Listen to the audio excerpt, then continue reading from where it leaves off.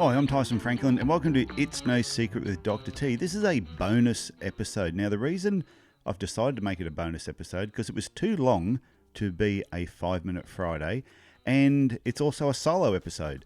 So I wasn't quite sure where to actually put it in because usually my weekly episodes are always an interview. So this episode goes for about 15, 16 minutes, and what I'm talking about today is newspaper advertising. Now, this may sound pretty old school, especially these days when all the online marketing is telling you newspapers are dead. Nobody reads them. However, how come every time I walk into a business, there's a newspaper sitting there? So does it mean that only businesses now buy newspapers for their clients to read? If that's the case, then people still read newspapers. And yes, I know the circulation is not as good as what it used to be. But most newspapers also have an online version of what they do. So an ad you place in the newspaper, which may be printed and sitting at a hairdressing salon, will also be on someone's iPad that may be reading it that same day. And the other benefits of newspaper advertising is you can ask for an electronic tear sheet, which is an electronic copy of your ad. And you can then use that ad in other areas. You can then use it as part of your online advertising, whether it's on your website or as part of your social media advertising. So an ad that used to be placed 10 years ago, once it was on that day and it was basically gone again, now you can actually repurpose it and use it in other areas of your marketing. But so let's just get stuck into newspaper advertising. So newspapers are a traditional form of what I call external marketing. However, they are also probably the most misunderstood. Many business owners think placing an ad is really simple. However, I'm here to tell you it is not. And this is why people stuff up the newspaper advertising. To get more value from your advertising, you need to consider some of these points. Now, I'm going to run through a whole pile of things here. And like I said, if you're currently doing newspaper advertising, please listen to this episode a couple of times. Take notes, go and talk to your sales rep and get your advertising sorted out. If you've thought about doing newspaper advertising, once again, take notes and apply what you hear. Now, if you're thinking that newspaper advertising is not suited to your target market, that's fine. But I still think there's a lot of businesses where newspaper advertising will apply, which is why I'm talking about it today. Here's the first thing. Are you advertising in the daily or weekly publications? Most weekly publications are free. And most daily ones people pay for, or they'll read them when they visit another business, like I mentioned before. Now, what you'll notice is the papers that you pay for, the quality is a lot better. The quality of the stories is a lot better. The whole quality of the paper is better. Whereas weekly papers, I tend to find them a little bit trashy, and they're usually just full of ads from services. And there's so many ads in there, it's really confusing. We get a weekly paper delivered, I think it's every Wednesday. And we use it, how often would I look at it? Never. I never look at the weekly paper because I just think it's rubbish. But I still see the daily paper. I probably buy the daily paper myself, probably at least twice a week, usually on a Thursday and a Saturday. These are two things you need to find out. Do you know the readership of your paper? And do you know the readership per day? And do you know the demographics of the readership? Now, you can get these stats or this information from your sales rep and ask for it. You want to know, for example, who is reading the paper, what age group is reading the paper, what demographics are actually reading the paper. Anything you need to know, ask your sales rep. They will have stats there. Now, just beware that they can give you stats to back up anything, even a lie, to tell you that something is happening when it's not. So just keep that in mind. What section of the paper are you actually targeting? Do you want general? Do you want news? Or are you after the sports section?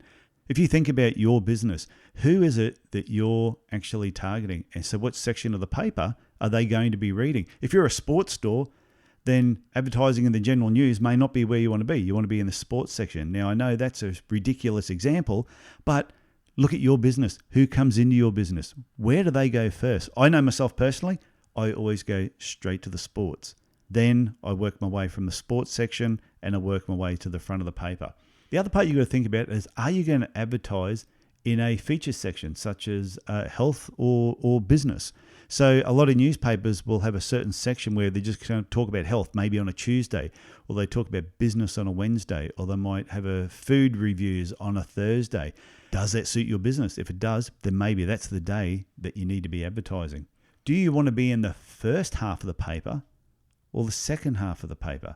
So just remember, if you're advertising the first half of the paper, you want to be in those first few pages. And if you're advertising in the second half of the paper, if people are reading backwards, same thing. You want to be in the first few pages that they flip. Are you going to advertise in a promotional guide? Could be like a family health guide. Papers bring out these special lift outs throughout the year. So would that suit your business? I know sometimes they'll have a health section again, that's a pull out, or they might have a back to school. That may suit your actual business. Are you doing display ads, or are you going to do a line ad? So line ads are normally targeted towards your public notices. But if you put a display ad in the public notice, that will actually stand out. But it may not be the section where you want to be. I don't usually go to the public notices. That's not where I go first. I go to sports. And think about what size display ad will work best for the message you're trying to get across. If you've got a really big ad and you're paying a hell of a lot of money for it, if you brought that ad down to half the size or a quarter of the size and it still gives the same message, then what that does, it gives you the ability to give you frequency. And I always think frequency is better than reach. And are you aware certain pages are more powerful than others? Did you know that positioning, and have you heard of the term loading? So to give you an example, when you open up a newspaper, when you first open it up, your eyes will go to the right-hand page and it'll go to the right-hand side of the right-hand page. This is in the first half of the paper. Now, if you're reading from the sports section, it's almost the exact opposite. As you flip the page, your eyes go to the left-hand side of the left-hand page. If you want to have your ads in that particular area, whether you're coming from the front or coming from the back, and to get those spots, sometimes you need to pay loading, which is like, could be 25% extra to be there. I'll tell you right now, you're better to pay the extra 25%. You will get a lot more people see your advertising and see your message than if you're in the first half of the paper on the left-hand page, down in a corner somewhere that is not going to be noticed. And if you're advertising on a regular basis, tell your rep, look, I'm advertising fairly often here. I don't want to pay loading. And if they go, oh, I'm sorry, you have to, you know what, maybe I should just pull my advertising and give it a break for a while. I'm sure you will find a compromise somewhere in between there. What you need to also understand is what is the content of your ad and what is the message. Because if you're placing an ad and you've got multiple messages there, it gets very confusing for the person looking at it. Most ads should have one message. There's just one thing that you really want to tell the reader, and it needs to be compelling. And you also got to pay special attention to about the fonts that you're using and the layout of your actual ad. And this sort of relates back to your target market as well. You need to know who your target market is. So when you're laying out your ad and you're coming up with a really cool headline, it actually stands out to them. Because one of the biggest mistakes people make is they'll place an ad, and what do they put at the top of the ad? Their business name. Who cares? When I flip open an ad, if I see the business name at the top, I'm like, okay, what is it the ad is trying to tell me? You need to have a really good, strong headline at the top of your ad. Something that when someone's eyes see it straight away, it could be a question. And that question that they're reading is, they're saying, yes, that is me. So you want to do exactly the same thing. And is your ad going to be in color or is it going to be in black and white? Being a color ad is going to cost you a lot more money than if it's in black and white. However, if the whole paper is in black and white, or a whole page or the 2 pages there are in black and white, and your ad is in color, it's really going to stand out. People's eyes will be drawn to it. But something you need to consider is, what does your logo look like when it's in black and white? Does your logo look good in black and white? If it's got multiple colors and all of a sudden they do a black and white ad and all those multiple colors become different shades of gray, almost 50 shades of gray, does it look terrible? And I think that's something when you're designing your logo, you need to consider is, what does your logo look like when it's small? What does your logo look like when it's bigger? What does it look like when it's black and white? What does it look like when it's color? Go to the next time you see a newspaper, flip through it, and you'll see some logos there that you go, these people never really considered what the ad was going to look like when it was shrunk down to be smaller and what it was going to look like when it was black and white.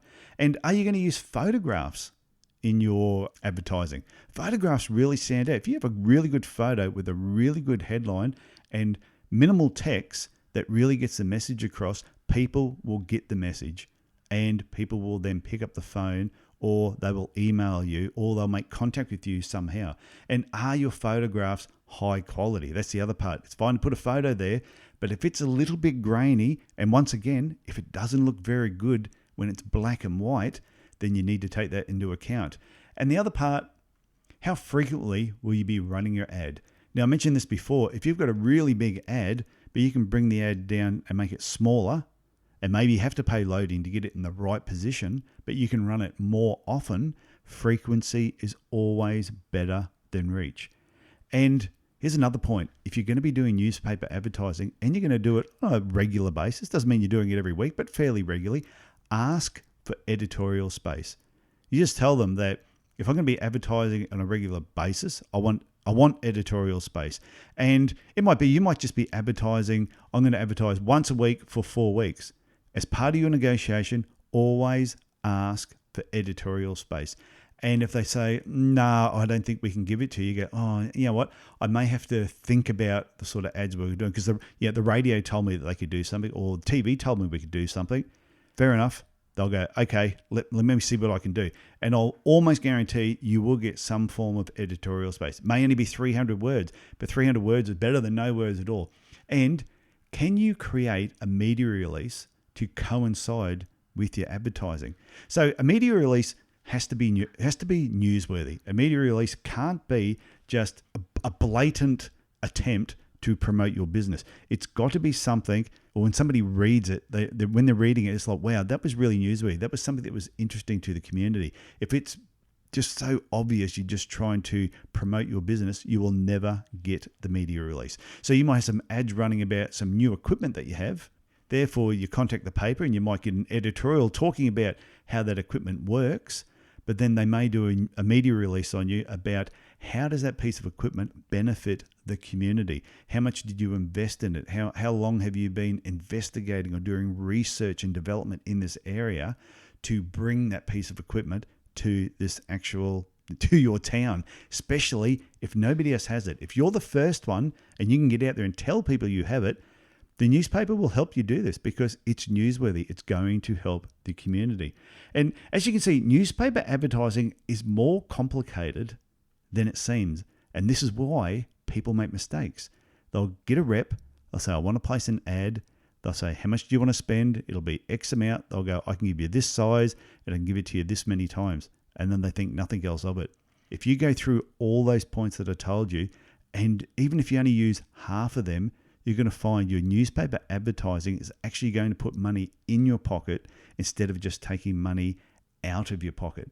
And it's this lack of thought that goes in with the advertising. This is why some businesses fail with their newspaper advertising, because they simply just get it wrong. Or they listen to the sales rep who also, now I'm not having a go here at sales reps, but some sales reps do not understand what I have just explained. They don't understand the idea about positioning, which pages people's eyes go to first, about features and lift outs. So in Cairns, for example, we have a lift out called the Cairns Eye. And it comes out every Saturday. I think it's 50 weeks of the year. I think 2 weeks there, it doesn't come out over the Christmas period. And I found that so successful for my business when I owned it a couple of years ago. And it's one of those things that a sales rep doesn't always know what the best thing is for your business. And you do have to do a little bit of trial and error. You might try Lift Out magazine and say, no, it didn't work. Okay, if it didn't work, give it some thought about why didn't it work. It's not just, let me go back a step. When you're looking at any sort of advertising that you do, one, you should always be testing and measuring. That's just a given. But if you run an ad and it fails, don't think, oh, the ad was no good. Take all the things into consideration that I mentioned, positioning, all that. But also look at what was the weather like that day. If all of a sudden you had a weekend, you had an ad coming out on a Saturday, for example, in the newspaper, and you had torrential rain, it was bucketing down, or it may have been midweek and you had an ad running. That weather can affect. Newspapers can get damaged, Some people don't want to leave the house. So there's a lot of other factors that can affect whether advertising, not just in the newspaper, but all advertising and marketing, whether it's going to work or whether it's not. So always look at other things that are actually going on, but always test and measure everything you do. And just one failure doesn't mean something didn't work. It just might need to be tweaked a little bit. Your headline may need to be tweaked. The font, the layout, the photograph. There's a lot of things to consider. So just take that all on board. Give it some thought. If you think newspaper advertising may work for your business, and I'll just tell you right now, I'm not being paid by any newspaper to actually do this particular episode, but I just think it was something that needed to be talked about because newspaper get bagged so much from a lot of the online advertising people. And I think, sometimes it's warranted, sometimes it's not. Okay, that's it from me. I hope you got something from this bonus episode, and I will talk to you again next week. Bye for now.